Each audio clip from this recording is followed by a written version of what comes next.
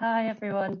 I'm going to talk about 3 points today in relation to universal free school meals. So firstly, the point that the current free school meals eligibility system is wholly inadequate. For those of you that don't know, at present around 1 million children who live below the poverty line do not currently qualify for a free school meal each day.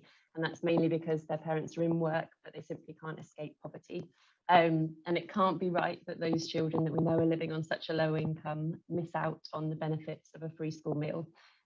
Importantly, action has been taken in some of the UK nations, which I'll come on to. The second point is a more broad point about education generally. Education and school is supposed to be free to access across the UK and in theory this kind of great leveller for our children. But I'm afraid this kind of simply isn't the case because school food, along with other things, come with a kind of significant cost to many families.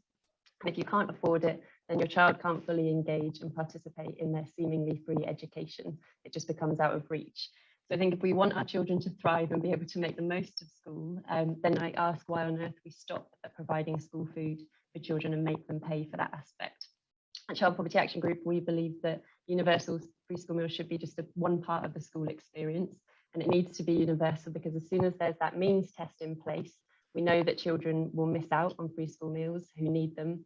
We also know that children who are eligible will face kind of stigma and shame because they are in receipt of free school meals. And this is what we hear time and time again from our research in schools with pupils.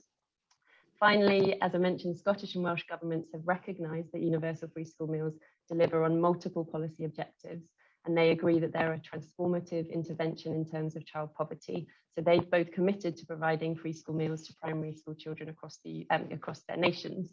So the question is, how do we keep this on the political plate? I think Wales and Scotland are on the right track, and hopefully their policies will show that there's also a strong case for including this and sort of expanding this to secondary school pupils. But Northern Ireland and England are falling behind, particularly in England. Once these policies are implemented in other nations, England will have the harshest or least generous free school meals policy across the UK. So a child in Newcastle will go to school facing the fact that they won't have a meal each day, and their cousins in Scotland or Wales won't have to worry about that. So England will be the kind of poor relation compared to their cousins. Stop there.